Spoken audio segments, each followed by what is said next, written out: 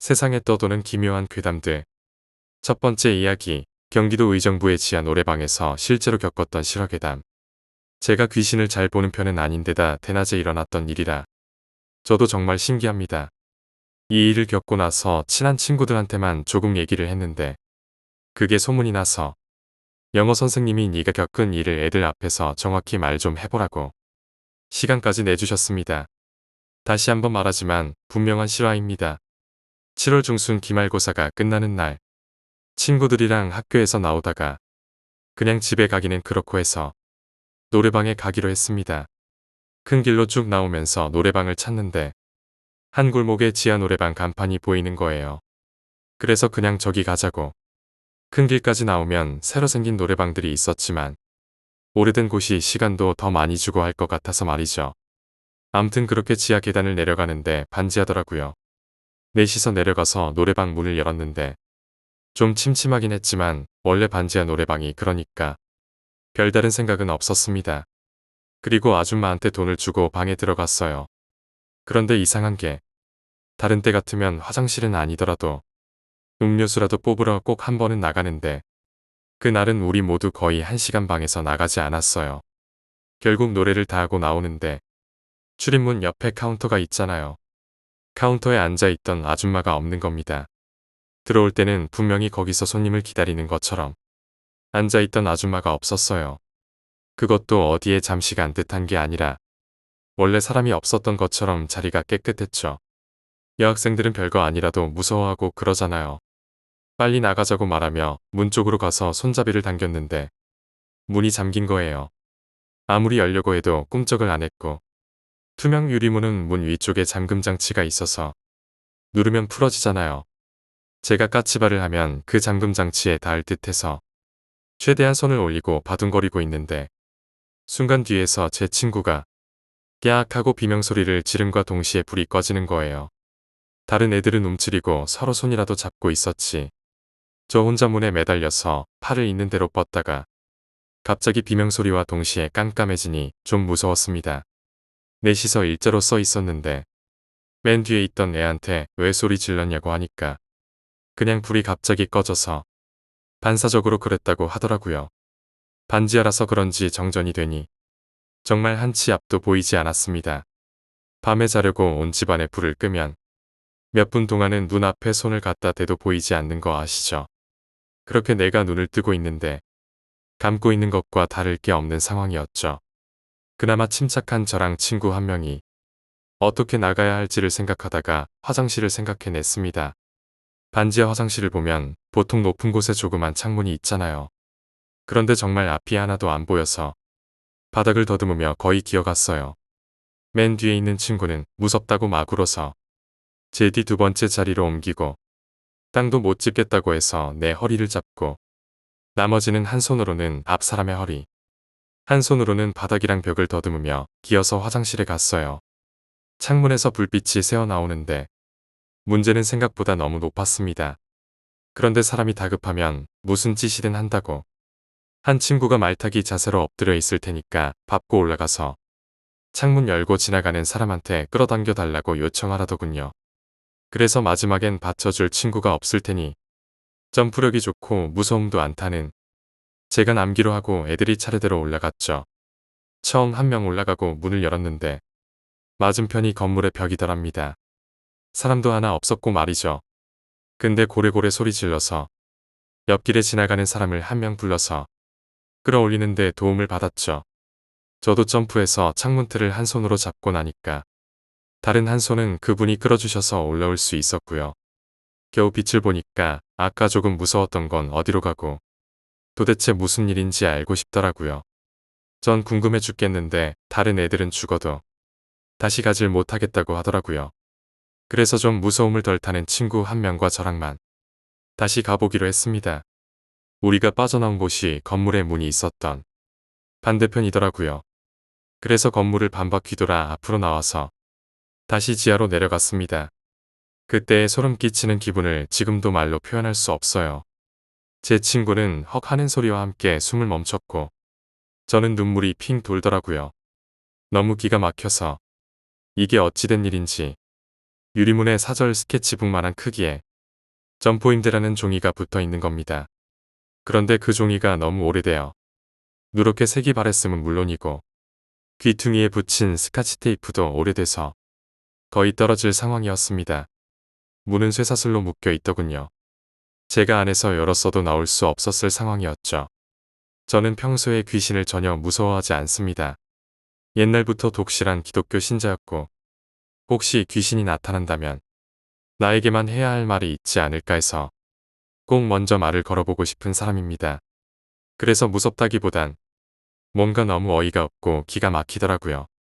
어떻게 이런 일이 일어난 걸까요? 그 후로 그 골목에 직접 다시 들어가 보진 않았지만 그때 같이 있었던 친구 중 한 명이 말하길 단란주점이 새로 생겼다네요. 제가 고등학교 2학년이던 여름에 있었던 실화입니다. 두 번째 이야기, 자취방 앞에 기묘한 무덤. 무척이나 더웠던 여름의 일입니다. 산중턱에 위치한 집의 2층에 있는 제 자취방의 창을 열면 창에 사각형 가득 두 개의 무덤이 보이고 고개를 내밀어 밖을 내다보면 완만하게 누워있는 언덕 전체에 무덤이 가득 있습니다. 어떤 가문의 무덤인 것 같은데 무덤 주위를 둘러싸는 철조망은 듬성듬성 구멍이 나 있고 오래된 노송이 정상에서부터 무덤을 보호하듯 감싸고 있습니다. 초여름부터 상당한 더위를 보여주는 지역이기 때문에 낮 동안은 창을 활짝 열어놓지만 밤이면 저절로 창을 닫게 되는 것은 머릿속 깊숙이에 자리한 공포 때문일지도 모릅니다. 그 여름의 중반에 3일 동안의 폭열지옥이 있었습니다. 이때만은 두려움이 자리할 틈이 없어 잠이 들 때도 창은 닫히지 않았습니다. 이틀이 지나고 마지막 밤, 심한 더위에 무거운 머리를 누르며 눈을 떴습니다. 새벽의 어둠 속에서 침대의 끝머리에 농구 공만한 물체가 보였습니다. 눈을 가늘게 뜨고 보자 검은색의 둥그스름한 모양이었습니다. 시간이 천천히 흐르면서 그것이 조금씩 커져가며 다가왔습니다. 실제로 가까이 다가온 건지 부피가 커지기 때문에 얼굴 쪽으로 다가오는 것처럼 보인 건지는 알 수 없지만 서서히 제 눈이 있는 곳으로 접근했기에 흐린 빛 때문에 실루엣을 확인할 수 있었고 인간의 몸이다라고 판단하게 되었습니다. 짧은 머리에 큰 눈을 가진 소녀. 그런데 눈이 있어야 할 자리와 코가 있어야 할 자리, 그리고 입이 있어야 할 자리에 아무것도 없었습니다. 그저 두 개의 휑한 구멍뿐. 놀란 몸은 쉽사리 움직여주지 않았습니다. 물론 뭘 해야 한다는 생각도 못했지만 본능적으로 움직여야 한다는 생각을 할 뿐. 순간 고무줄이 끊어지듯 몸이 움직였습니다. 손은 저절로 형광등의 스위치를 눌렀고 빛이 방을 비춘 순간 침대 위에 있었던 것은 보이질 않았습니다. 겁에 질린 저는 불을 켜둔 채로 침대에 눕지도 앉지도 않은 어정쩡한 자세로 감겨가는 눈을 부릅뜨고 있었지만 이내 잠이 들어버린 듯합니다.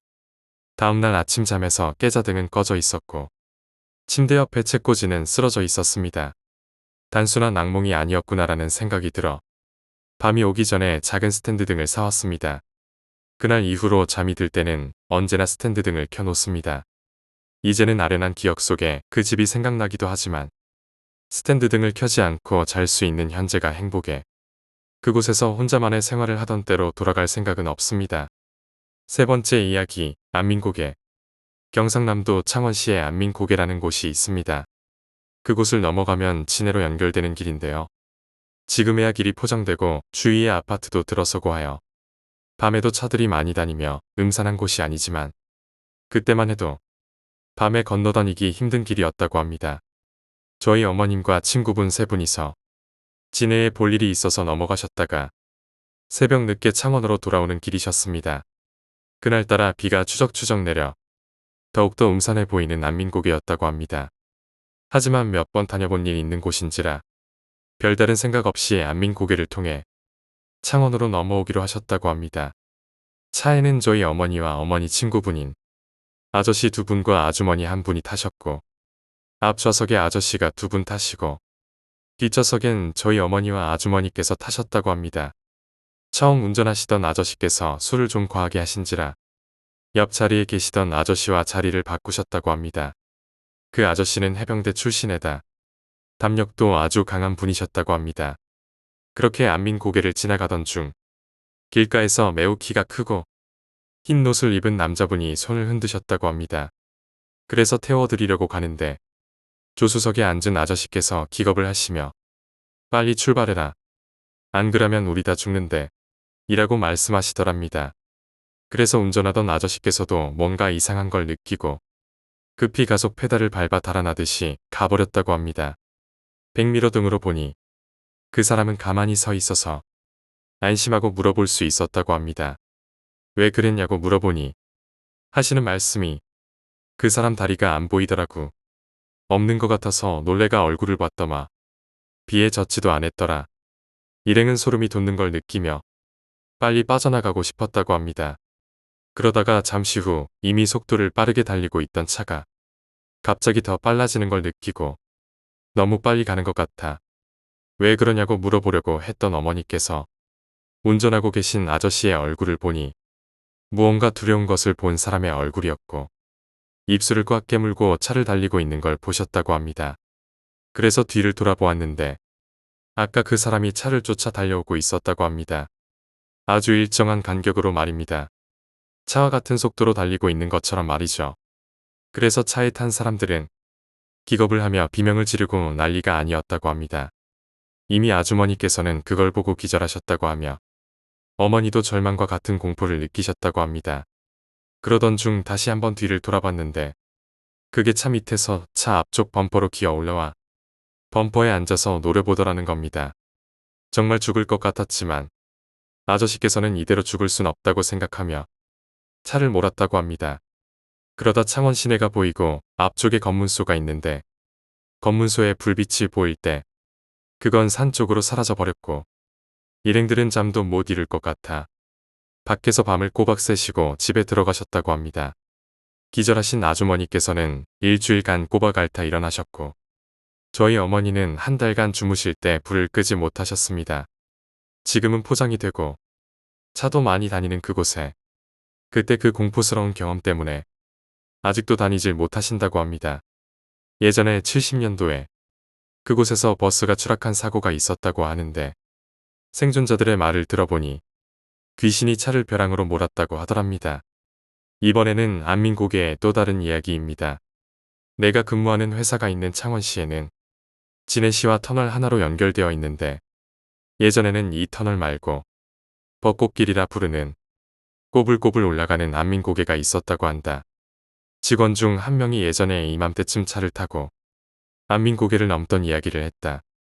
장마비가 부슬부슬 오는 여름인데 마산으로 돌아가면 길이 멀어서 조금은 무섭고 위험한 고갯길이지만 용기를 내어 야심한 밤에 고개를 넘었단다.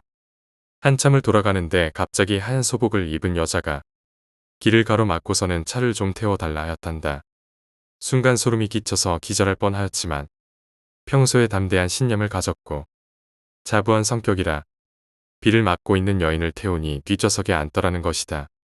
운전을 하면서 계속해서 백미러를 보았지만 하얀 얼굴의 여인은 너무도 말이 없었고 왠지 무서웠다고 한다.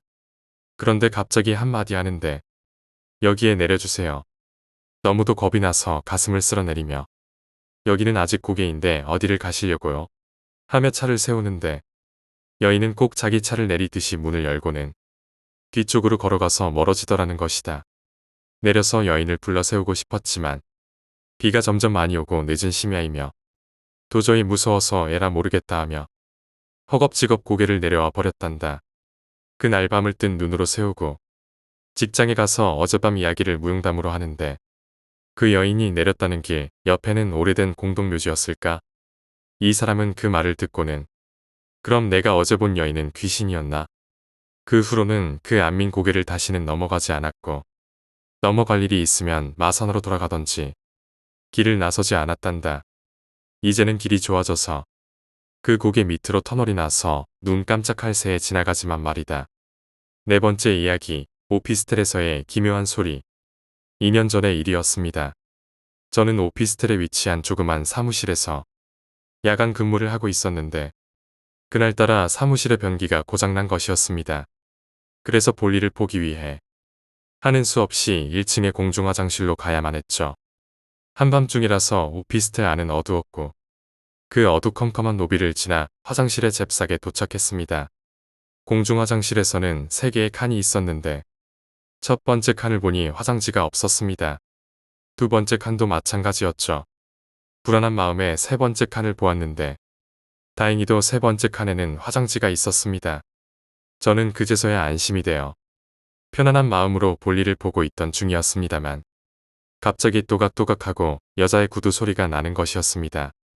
그 소리는 점점 가까워지더니 여자가 화장실에 들어오는 소리가 들렸습니다. 그리고 여자는 첫 번째 칸에 가서 똑똑하고 노크를 하는 것이었습니다. 그리고 나선 두 번째 칸에 가서 역시 똑똑하고 노크를 했죠. 그리곤 제가 있는 마지막 칸까지 와서 노크를 하는 것이었습니다. 그래서 저 역시 노크를 해주고 볼일을 마친 김에 나가려고 옷을 추스렸습니다만 불현이 등골이 오싹해지는 것이었습니다. 분명 방금 들어온 제가 봤을 때만 해도 다른 화장실의 문들이 다 열려 있었는데 왜 노크를 했던 걸까요? 그리고 이상했던 게 그 여자의 인기척이 느껴지지 않았습니다.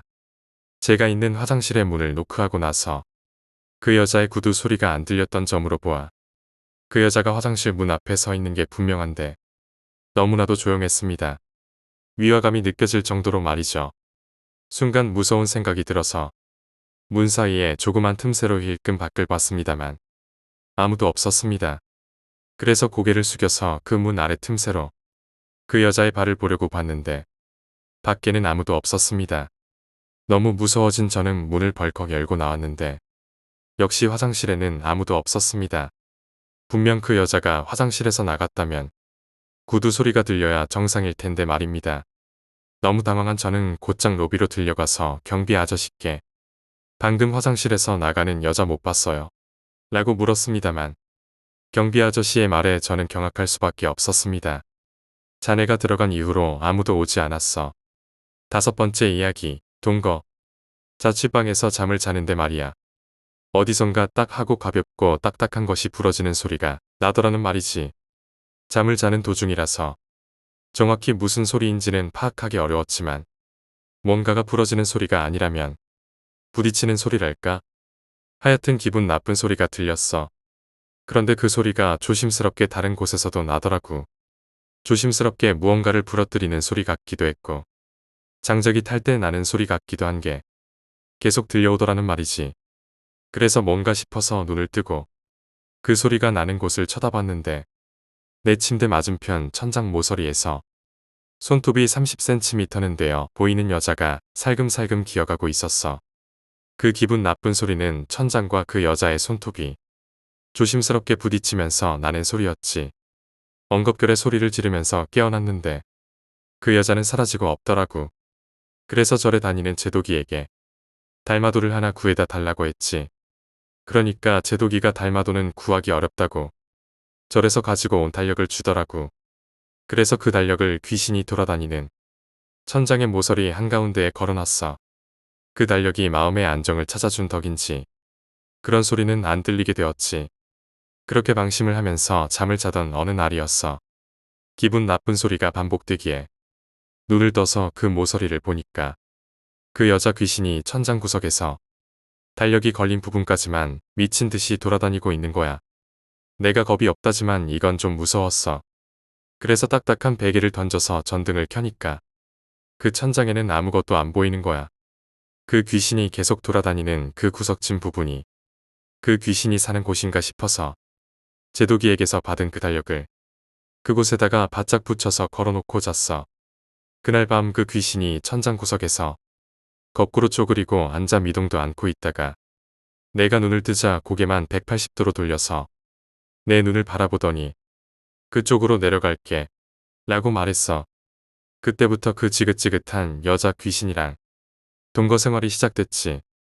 그쪽으로 내려갈게 라고 그 여자가 말하면서 재빨리 내려오는데 목은 여전히 등 쪽에 붙어 있으면서 두 손과 두 다리로 동물같이 기어 내려오는 모습이 너무 무서웠어. 그래서 이불을 뒤집어 쓰고 평소에 찾지도 않던 하느님과 부처님을 찾기 시작했지. 그런데 그 여자가 긴 손톱을 벽에 부딪히면서 내려오는 소리가 들리다가 갑자기 아무 소리가 들리지 않더라는 말이지. 그렇게 아무 소리도 안 들리면 궁금해 하잖아. 그게 정상인지는 몰라도 그때는 전혀 궁금하지가 않더라고. 그냥 눈을 떴을 때 아침이었으면 좋겠다는 생각만 하고 있었어. 손가락 하나라도 이불 밖으로 빼내면 그 여자가 낚아챌 것 같은 기분이 들어서 계속 꼼짝도 하지 않고 떨고만 있었어.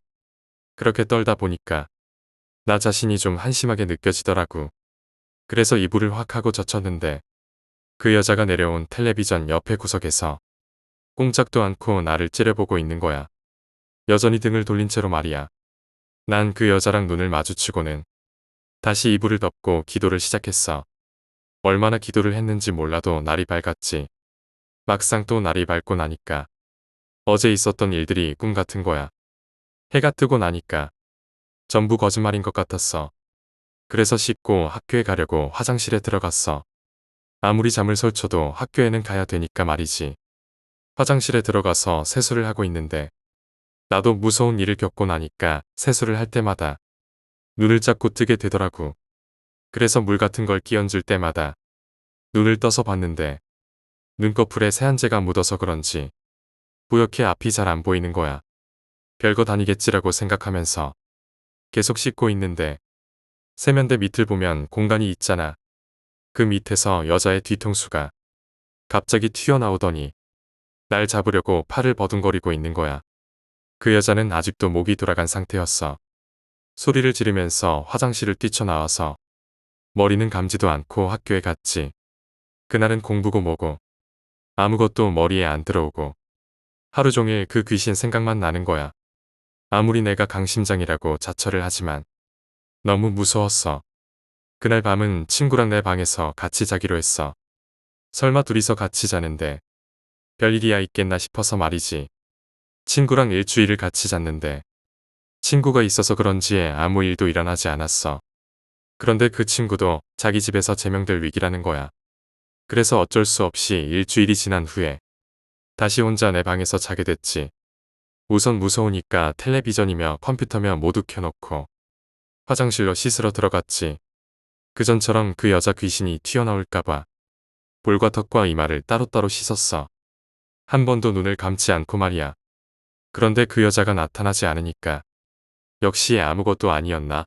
라고 생각하고 화장실에서 나왔지. 그리고 오른손으로 화장실 앞에 걸려있는 수건을 집으면서 왼손으로 화장실 문을 닫는데 왼쪽 손목에 차가운 것이 떨어지는 느낌이 들어 돌아보니까 불 꺼진 화장실에서 하얀 손이 내 손목을 잡고 있었어. 그렇게 그대로 기절하면서 들은 말은 그러니까 왜 날 쳐다봤어? 라고 하는 거였어. 6번째 이야기, 차가운 손. 때는 초등학교 3학년 여름방학이 끝날 무렵이었습니다. 여름 동안 놀기만 했던 저는 오랜만에 책상에 앉아 미루고 미뤘던 숙제인 한자로 깜지 쓰기를 엄청난 기세로 하고 있었습니다. 필사적으로 숙제를 하다 보니 어느새 시간은 해가 저물어 저녁을 알렸고 실내도 어둑어둑해지고 있었지만 저는 방에 불도 켜지 않고 필사적으로 손만을 움직였습니다. 그러던 어느 순간 저는 깨달았습니다. 반바지를 입은 왼쪽 다리에 뭔가 차가운 것이 느껴지는 것을 말이죠. 별로 신경 쓸 정도는 되지 않기에 무시하고 계속해서 깜지를 썼습니다만 그러던 와중에도 왼쪽 다리는 계속해서 차가워졌습니다. 짧지 않은 시간 계속해서 차가워지는 것이 신경 쓰여 왼쪽을 봤고 그것을 보고야 말았습니다. 의자 끝에 하얀 손가락이 한 개 덜렁덜렁하고 걸려있는 것을 말이죠. 그게 제 넓적다리에 닿아 있던 겁니다. 너무 놀란 저는 비명조차 지르지 못했고 엄청난 속도로 의자로부터 멀리 떨어졌습니다. 물론 의자의 아래에는 아무도 없었습니다. 깜지는 오늘 중에 끝내지 않으면 안 됐기에 심장의 두근거림이 멎을 때쯤에 다시 책상으로 돌아간 저는 어머니가 저녁을 먹으라고 부를 때까지 깜지 쓰기를 계속했습니다. 그 후 하얀 손가락은 한 번도 제 눈앞에 나타나지 않았습니다. 이 체험의 불가사의함보다도 꽤나 무서운 체험을 했음에도 불구하고 숙제를 끝내기 위해 책상으로 돌아간 그때 당시의 나를 생각하면 40대가 된 지금도 울 것 같습니다.